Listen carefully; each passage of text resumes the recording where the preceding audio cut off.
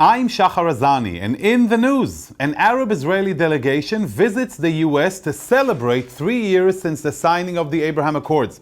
Earlier this month, a coalition of young Israelis and Arabs from Bahrain, the Emirates, and Morocco visited the United States together to mark 3 years since the signing of the Abraham Accords and to build new initiatives focused on tourism and the environment.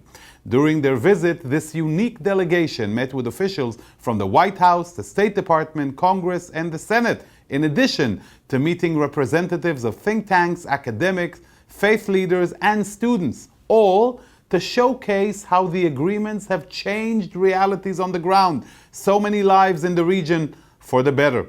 This Leaders of Tomorrow program is a joint initiative of the Tel Aviv-based Israel Is and the American Jewish Committee. Joining us today to share the story of this important delegation is Nimrod Palmach. Nimrod is the CEO of Israel Is. He is devoted to cultivating leadership and harnessing the power and promise of youth to effect change. He has established numerous leadership programs throughout Israel, Zimbabwe, and the Ukraine, including strengthening young leadership along the Gaza border and Israel's southern periphery. He holds a master's degree in diplomacy and security from Tel Aviv University, and he is a combat officer in the IDF reserves. Nimrod, thank you so much for joining us and welcome to JBS. Thank you for having me. It's great being here. Let's start with your fascinating personal background of developing young leadership in Israel and across the globe. That sounds fascinating. Tell us a little bit about that. Yeah, so basically when I finished my service to the IDF, I felt there was a huge crisis in Israel's society, both as a real polarized society and also we are surrounded by different threats in within and outside of Israel. And I decided to devote my career and my passion to building new leadership, to invest in the future. So along with other friends and partners, we developed different methodologies of how to harness potential of youth through identity, talent, and we created these different leadership models. We live at a time when there is sometimes you can hear in different avenues of a lot of disappointment in today's youth. Statements like things are not like the way they used to be. What's your sense of it? It sounds like you were optimistic from the outset. I am. Whenever I meet youth, I know that there is a lot of challenges and it's different times and, phones are like a heartbeat. But on the other hand, I really believe in their potential, in their drive. And whenever I got to face and challenge our youth, they are always facing these challenges and doing amazing things. So basically in the Gaza envelope, we realized that we can answer different social challenges by creating leadership programs on those very places. And let me just ask you this. What did you do in Zimbabwe? Same thing. We had an opportunity to help the Zimbabweans create their own leadership style, their own identity in the country. This is a country that suffers from hunger, diseases, low economy, poor economy, and we decided to help out. So we learned them, they learned our methodologies here in Israel, and we co-worked to build this really new program in Zimbabwe. And, it was a fascinating idea and fascinating results. Right. Well, good for you. It sounds very encouraging to see not just hopes for the future, but also people like you engaged in it. Allow me to ask you about Israel Is. What brought you to the organization and what's your mission? What have you been doing? So Israel it's an NGO in Israel that was established 7 years back in order to answer a very complicated problem, both in Israel and in the Jewish world, whereas how people perceive and feeling about Israel, what they think about Israel around the world, not to say even anti-Semitism in a variety of ways, soft anti-Semitism and more harsh anti-Semitism. And Israelis try to tackle this problem in a very simple way, working with young adults and youth and on a positive way. We understand that there is a majority and vast people in the world that simply don't know us. And if we'll give people just the opportunity to share their own personal story, and they would do so, we can shorten the gap between us and different people and countries around the world. So that's what Israel is trying to do. So do you work, your organization, do you work within Israel or outside of Israel? So both. Actually, we train around 20,000 young adults in Israel. Most of them are just released from the army. Oh, wow. 20,000 a year to be better ambassadors of Israel during their trip after the army or work or just touring the world. We simply gave them the understanding that there is a problem, motivation, and tools of how to face it when they're hiking and traveling around the world. Oh, that's incredible. Do you feel that there is awareness to those issues among young Israelis? For instance, those IDF soldiers who just got out of the army and are about to embark on their next adventure? You know, this is a fascinating question. We did a survey here in Israel, and we asked young adults that just finished the army, how many of you think that Israel has a big problem outside? And 88% says huge problem, to a point where we need to allocate more funds to tackle this problem. 54% says that they will be willing to do something about it if they will have an opportunity to. So that's the audience we are targeting. And also we want to increase this number, that more and more young adults will be able to do something against anti-Semitism around the world. Well, you know, you're mentioning anti-Semitism, but then when it comes to Israel, there is also issue of perception of Israel. There is projecting anti-Semitic tropes against Israel. But specifically, I want to ask you about anti-Semitism. You know, Israelis live in Israel. They experience the realities on the ground, the Middle East, the political intricacies, the geopolitics.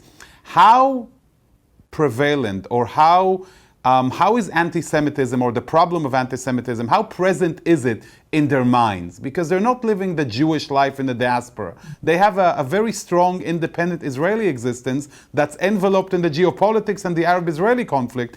How do you ambassadorize the issue of do they understand the scope of the problem? You're right, we live in a bubble here. And our brothers in the diaspora feel this much on a much larger scale than us. Right. That's why I use this language. But mostly, you're right. We are talking about the legitimation of Israel. And of course, when we Israelis go to travel abroad, we are facing things that we are not aware of. Right. You can sit in a restaurant or in a guest house having a beautiful conversation with people. The moment they ask, where are you from? And say, oh, I'm from Israel. People can stand up and leave the table. And you will be speechless and you will have nothing to say. And on that very point, we want to train these young soldiers that are just finishing their service to better act, to better engage, to create a dialogue with other people in order to connect. It's like a course on diplomacy for beginners. For very beginners, yeah. Be a young ambassador of Israel. Right. I remember this conversation has been happening for years about wanting to do something like this and kind of like leveraging Israelis' desire to travel abroad in these directions, which I think is superb. Allow me to ask you, what kind of specific activities do you engage in? Like when you're talking about training those Israelis, what does that mean? It means that we want to give them awareness of the problem. We know Israelis are preparing to their big trip around the world after the army. They go to India, to the East, to South America, and they prepare with the best gear. They know the best maps and where they want to go. They train everything, but they don't prepare exactly for that. Right. And we want to give them awareness, motivation, and then some tools of how to better connect people to you. How to share your own personal story, story. So what does that mean, Nimrod? Workshops? Workshops, lectures, we're giving them examples. We have this very nice methodology where we face them with in front of a camera. And you have a tourist talking to them and ask them difficult questions. And they have to answer it and then to drill themselves of how they are reacting to these questions. How big of a difference do you see from the first moment they engage until they finish your training? It's amazing. You get people that totally understand the problem. We don't need to deep into the problem. They know that. They just need to remember, guys, it's over there. And you need to know when you travel the world, be the beautiful Israeli, not vice versa. Act different. Give donations to people. Don't argue too much. You can also save your chutzpah a bit inside. Right. We also talk about that. Try to be a better Israeli when you go travel outside, not just when you encounter situations. A better person, really. So, Definitely. Nimrod, aside from, those training activities, what other activities do you do? For instance, do you do delegations, conferences, seminars? So our global division within Israelis working along different Jewish communities around the world, we're coming for a full week to a community. It can be Miami or Toronto, Canada, or even Mexico. And we go through different schools, universities, communities, JCCs, and we do the same as we do in Israel. We give different lectures, workshops, and we give actual tools of how to face these challenges, both face-to-face and also in social media. How to be better ambassadors on social media. We also do different trips to campuses. We have our van, Reverse Mifgash.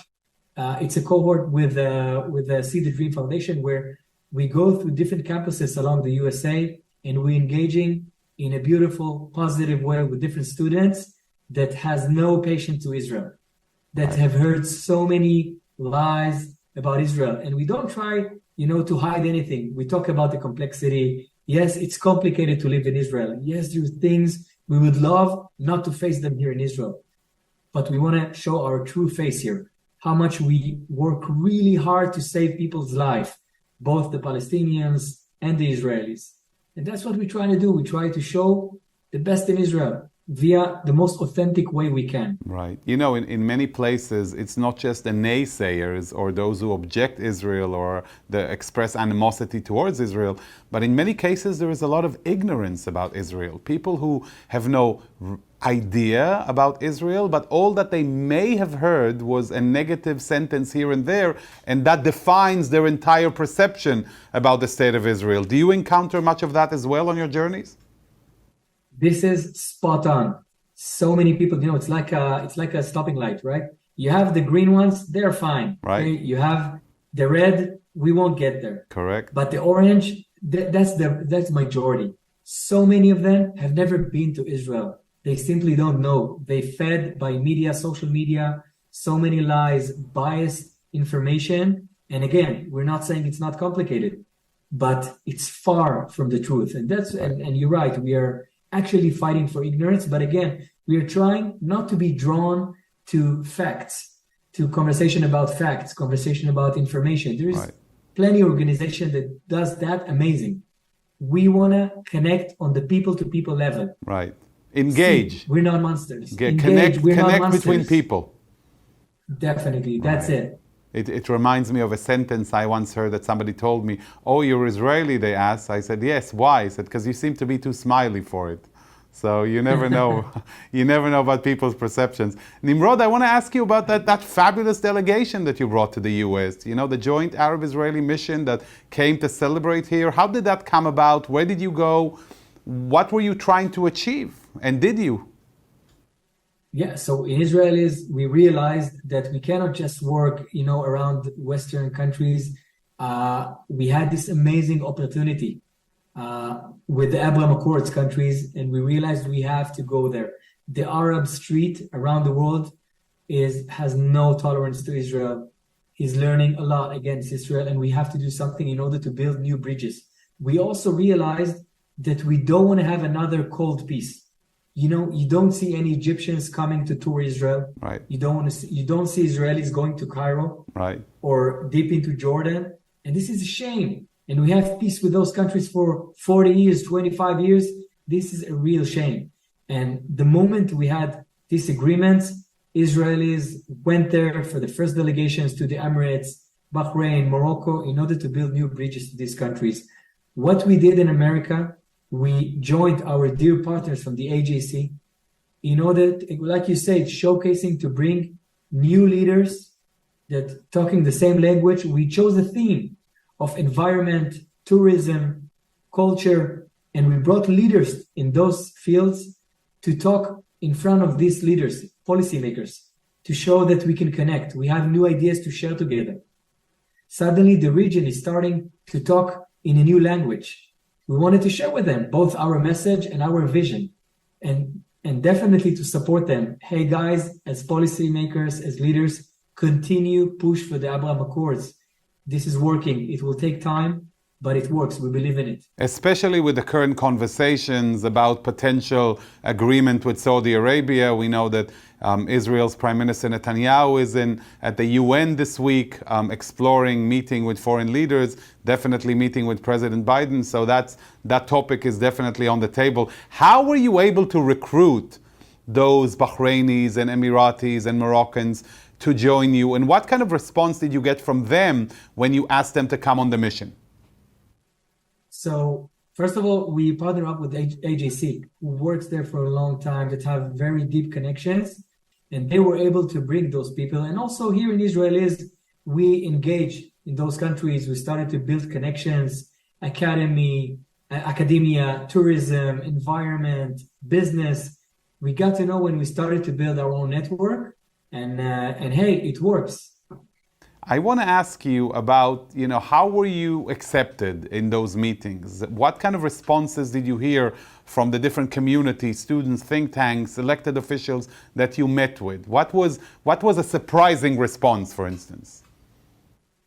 All of them had tremendous curiosity and optimism. They simply smiled throughout the whole conversation, the whole meetings, panels, to see these examples of young leaders that's chosen to live differently. For us in the Middle East, it's life or death. That's how we feel. It's that important for us. And when you come as a delegation and you talk from your heart in such an enthusiastic and passionate way, it's sweeping everyone with you. And we felt it. We felt it in State Department. We felt it in the Congress, in the Senate, with different people that we've met. They are all fully on board, and that's beautiful for us. It's good news for us. Some people claim that this delegation or the like of this delegation does not represent the reality on the ground, that this is the minority that's willing to normalize relations with Israel. How do you respond to these skeptics? We have to start somewhere. When you build a bridge, you need only a point of contact just to start. And we feel that's what we are doing on our back, and not just us, more organizations, more companies.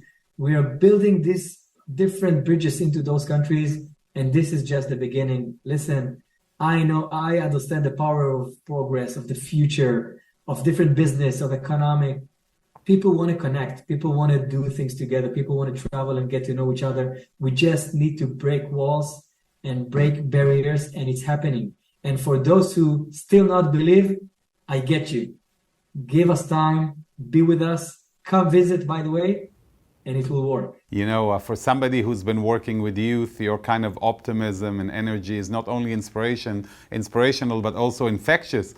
I have to say that the fact that you chose a theme, rather than just create a delegation of people who come together, must have created a great foundation for those interactions.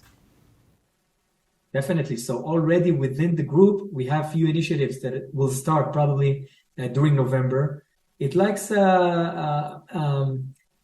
are getting to happen. Right. You just need to connect them. Right. You're lighting the match. Venues, exactly, and give them venues to work and do things together. Already in November, you'll see the new seeds from that opportunity that we just had in America. On those issues of, for instance, environment, water, for instance, in an arid region, there is so much collaboration that could exist between Israel and the region that is beneficial for all peoples, focusing on the common. Exactly. One of our participants from Israel, he founded an NGO for the Dead Sea revival.